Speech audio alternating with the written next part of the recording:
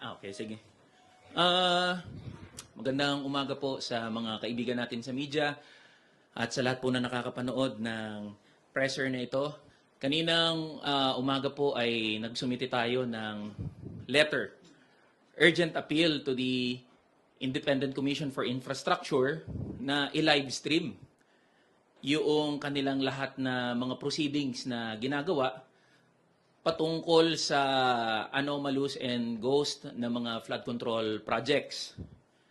Alam niyo po kasi marami nagtatanong bakit parang tinatago? Bakit may parang pinagtatakpan dito sa ICI proceedings? Una, hindi naman yan korte na dumidinig sa mga personal at individual o pribado na mga kaso. Yan ay binuo upang pag-usapan at talakayin yung kagimbal-gimbal nga na anomalous and ghost flood control projects. At ang pinag-uusapan natin dito, daang bilyong piso and probably trillions of pesos. With that magnitude of public resources involved, usapin niya ng public interest. Malinaw na nakasulat sa ating saligang batas, public office is a public trust. At itong daang bilyong piso ay hindi biro. Pera natin yan, pera ng mga manggagawa, pera ng mga ordinaryong Pilipino yan, at nararapat lang na malaman ng bawat isa kung ano yung pinag-uusapan doon sa ICI hearings. Kahit ako nga, hindi ko alam kung ano yung nangyayari doon Paano pa kaya yung mga ordinaryo ng mga manggagawa at mga Pilipino?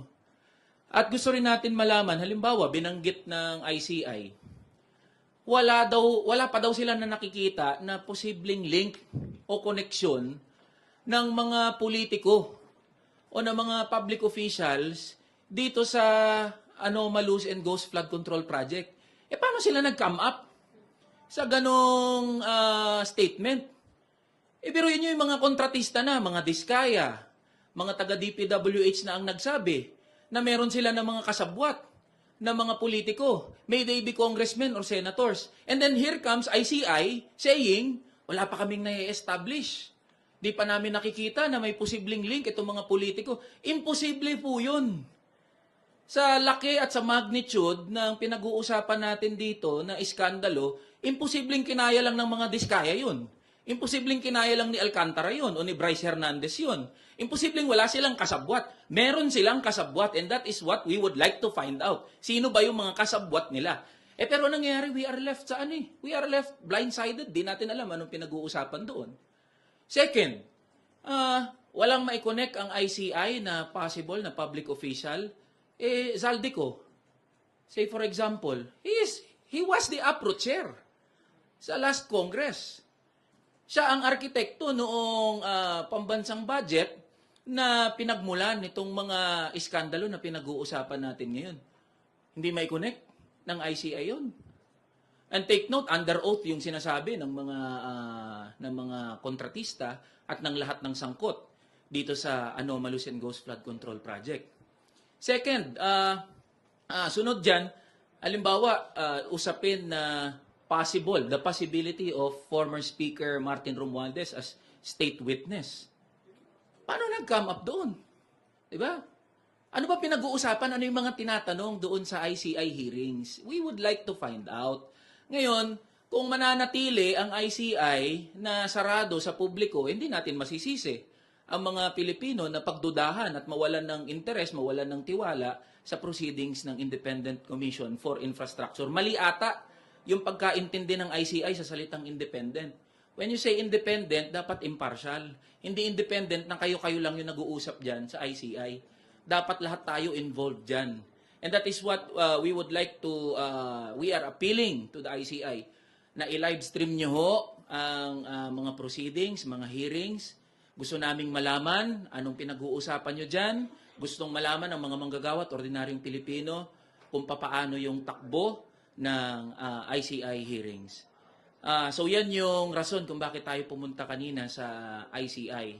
Pangalawa, nag-file tayo ngayon ng authorizing the Secretary General of the House of Representatives para doon maka-access ang publiko, interested parties, groups or individuals doon sa Statement of Assets, Liabilities, and Net Worth.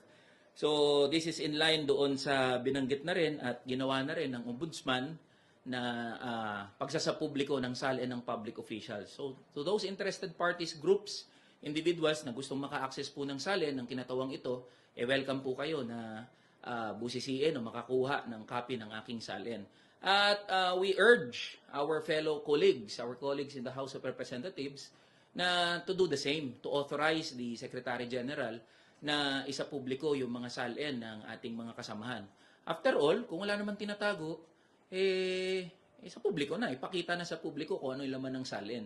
Dapat kasi maging kahiyahiya ang korupsyon Dapat maging kahiyahiya yung usapin ng extravagant and lavish lifestyle ng mga public servants.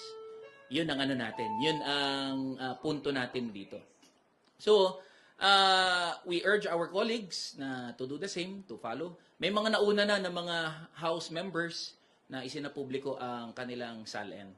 And so, ayun. I am open for questions sa ating mga kaibigan sa media. Ako na lang po muna. Yes po. Kung dun muna sa ICI po. So kahapon po nag-withdraw na nga daw po ng cooperation yung mga Diskaya from cooperating with the inquiry.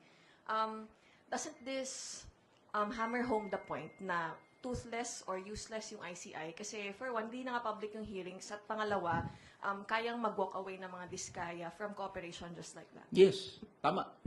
Walang pangil, walang kapangyarihan yung ICI. Nagiging isang malaking PR na lang yan. At hindi natin masisisi yung mga tao kung tinitignan yan na parang nagwo-whitewash na lang. O parang may pinoproteksyonan na kaalyado ng administrasyon. Uulitin ko, sa laki nga, sa magnitude ng public resources involved. Ba't wala pa napapakulong hanggang ngayon? At very consistent naman kami doon sa sinasabi namin, along with other minority members, na kung gusto talaga ng administrasyon na may mapanagot, even without the ICI, the President can mobilize the entire instrumentalities of the government. Ombudsman, NBI, lahat pakilusin niya.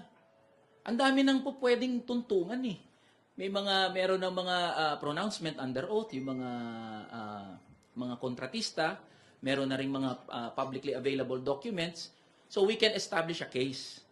Ang problema hanggang ngayon, ayan pa rin. Pahaba ng pahaba yung mga hearing, mas nalilito ang mga tao, ano na ang nangyayari. So, tapos sinabi pa ni Claire Castro, spoke sa Claire Castro na humihingi siya ng kahinahunan sa mga Pilipino, maging kalmado daw. Masisisi po ba natin ang mga Pilipino at mga manggagawa na hindi magiging kalmado kung nakikita nila na itong mga proceedings, especially ng ICI, walang pinatutunguhan? Pahaba ng pahaba yung hearing, parami yung cast of characters, and at the end of the day, walang mapapanagot. So, baka kailangan hong mag-introspect ng palasyo patungkol sa usapin na to. Sir, meron pong nga statement din yung kasamahan nyo sa minority na si Congressman Edgar Erice. He urged President Ferdinand R. Marcos Jr. to call a special session of Congress to swiftly pass legislation granting full investigative powers to the ICI. Kayo po ba, do you share the same sentiment? Yes, we support that. Kabilang din po ako sa naghain ng House Bill na nagbibigay ng kapangyarihan sa komisyon, contempt and subpoena powers. So we support the statement of Senior Deputy Minority Leader Edgar Erice.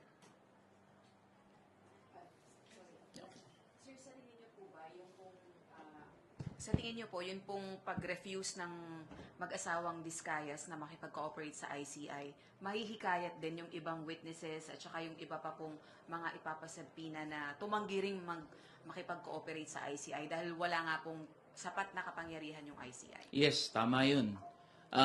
Nagsesend yan ng mensahe doon sa mga sangkot dito sa anomalous and ghost flood control projects na kahit ipatawag sila ng ICI, pwede naman silang tumanggi. So wala nga kapangyarihan, inutil ang ICI.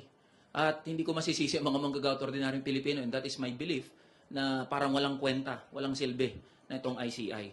Hanggat walang nakukulong, hanggat walang napapanagot, even contempt powers, ano na lang yan, lokohan na lang yan.